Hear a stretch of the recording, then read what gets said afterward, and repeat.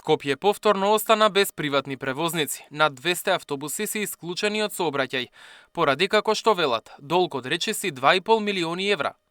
Еден од директорите, Јовица Зафировски, вели дека градот Скопје минатата недела префрлил околу 650.000 евра на сметката на ЈСП, но од предпријатието не им ги даваат на превозниците. Не ги исплаќа, директорот вели дека не може да ги исплати затоа што нема добиено верификувани извештаи од градот Скопје.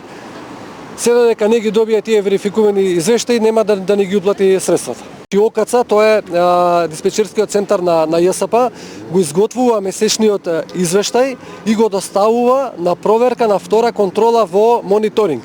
Во меѓувреме, паралелно и двата центри го контролираат, меѓутоа мониторинг го верификува. Откога ќе го верификува мониторинг, го враќа до ЈСП, ЈСП ни го доставува на нас за да можеме ние да доставиме фактура за наплата на средствата. Зафировски им се извини на граѓаните кои се приморани да чекаат подолго на постојките и рече дека превозниците не се виновни што не возат бидејќи веќе немаат пари за нафта, тековно сервисирање ниту може да поделат плати на возачите.